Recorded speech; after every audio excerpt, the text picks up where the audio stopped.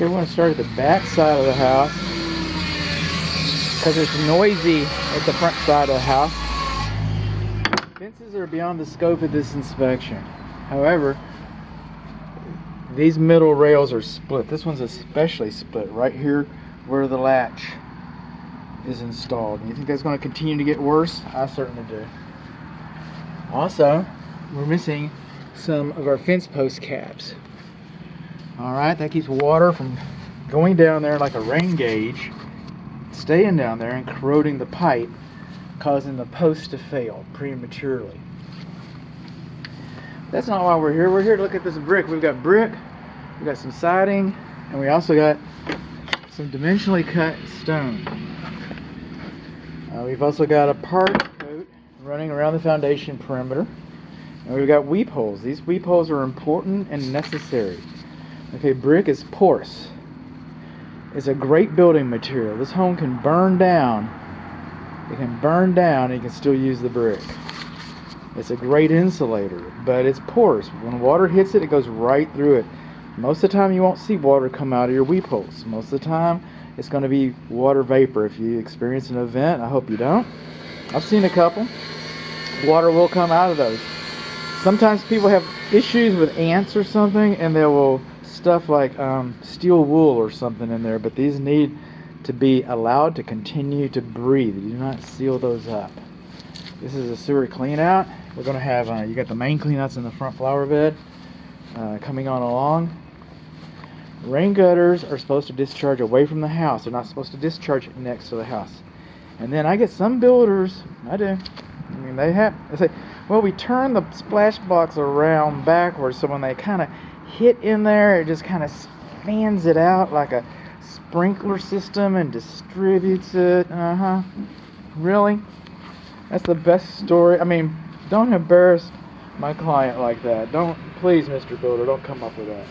So we've got grading and drainage, and so we see that the grading is pretty good here. Okay, so and builders are usually pretty good about getting that. You can look at the bottom of the fence and see how it's going down. That's the grading. This is the drainage. Oh, look at that. Huh. Look at that. That's a 6-foot level. And it's level. Level is not drainage.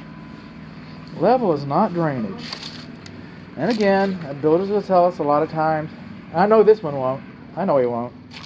But I know he's got more respect for you than that. He says, if it doesn't dry in 48 hours, we consider that a problem. Well, the problem with that is it's not drainage. That's swampage. And you're allowing for evaporation to compensate for the drainage. And then the water sits here.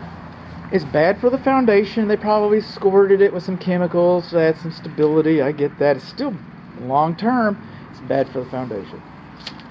Long term, you got water sitting over here. It's conducive to mosquitoes like West Nile disease, that kind of thing. Your dogs are going to be trumping through here. The lawns people are going to be trumping through here. And a lot of times and they'll say, well, our warranty company is good with this. Really? Your warranty company? Your warranty company? Yeah. Our warranty company they're good with this. I go, okay. Well, who owns your warranty company? ABC. ABC? Doesn't ABC own your company? Yes, but we're different. One hand doesn't wash the other. No, we're different. No. They're hard on us. They really are.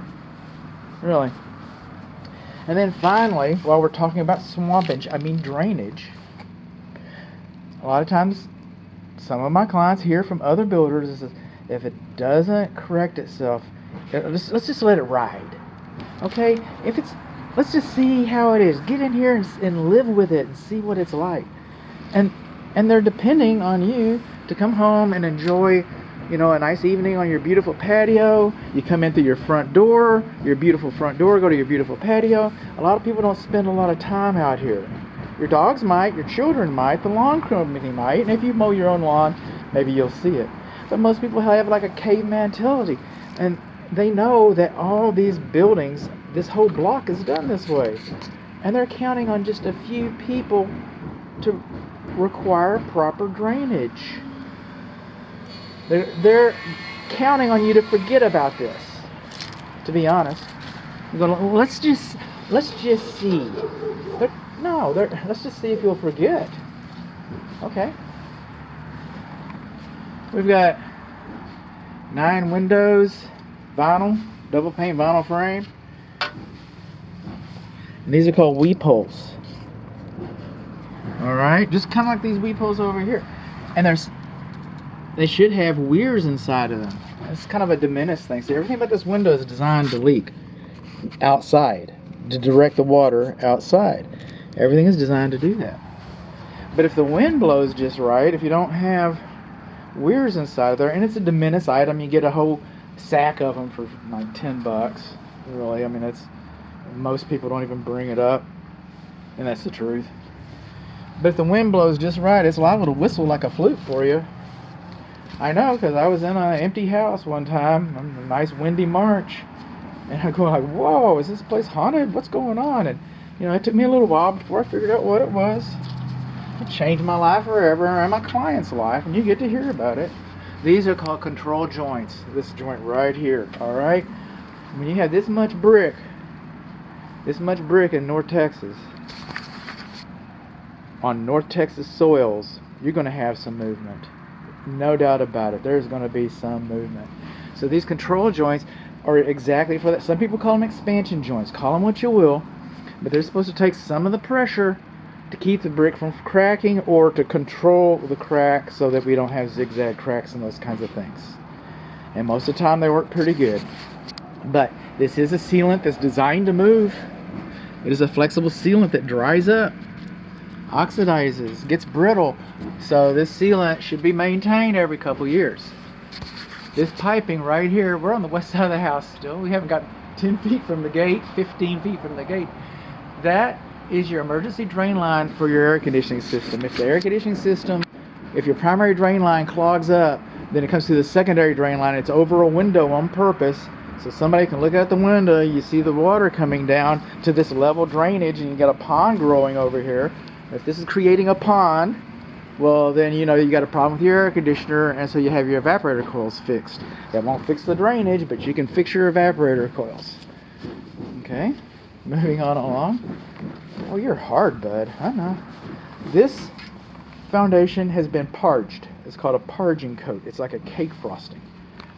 Just because this is cracked does not mean your foundation is cracked. And just because this is not cracked does not mean your foundation is not cracked. It's just like a cake frosting. It goes over there.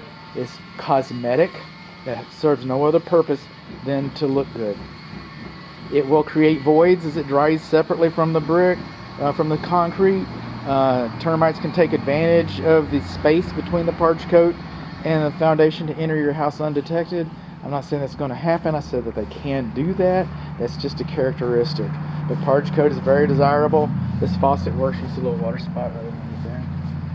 Too close.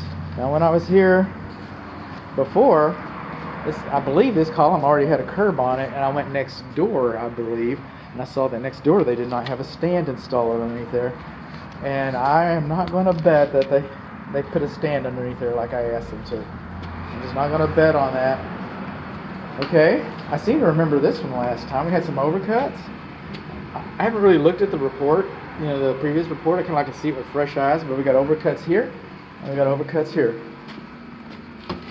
And again, we're missing like 9 window screens. All of the window screens, double pane vinyl frame. Coming along here, casement, got a nice big gap right there. Like I said, overcuts. And then I'd fall down dead if I saw this, but they did not put, these butt ends, they're supposed to have flashing tape behind them. They are. And this is called a freeze board up here. That's called a freeze board. And that's called a broken freeze board right there. It's called a broken freeze board for sure. Moving on along. A tree shouldn't be closer than 25 feet to a slab foundation. I get it. You don't have that much yard. You just don't. So, kind of is what it is. But I'm here to call it out. This, I do remember this from the previous inspection. This is where the exposed tension cables were. Now apparently they did something with them. they probably have some record that you want to find where an engineer signed off that that was an acceptable repair, because this concrete was well over 4 to 7 days before they cut that off. The documentation should be around someplace, because something happened.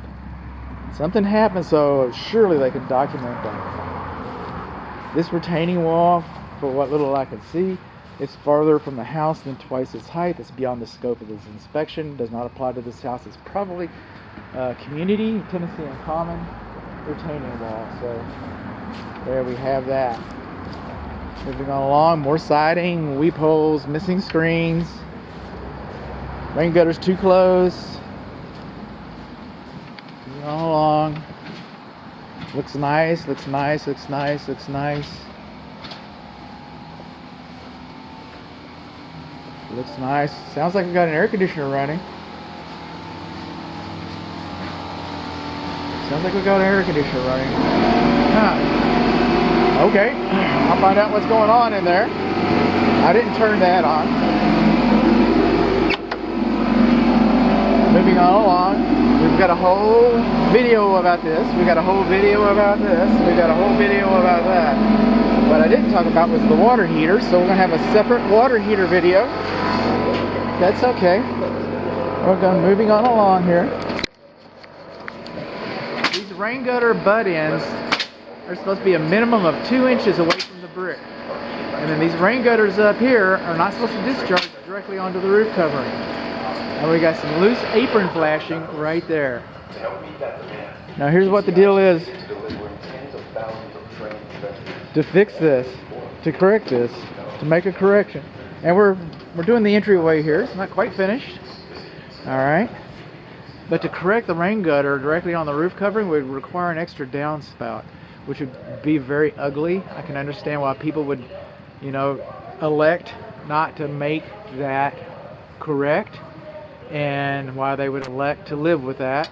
So obviously that was some kind of a decision that everybody could agree on. As kick-out flashing, the rain gutter should not be closer than 2 inches to the brickwork right there.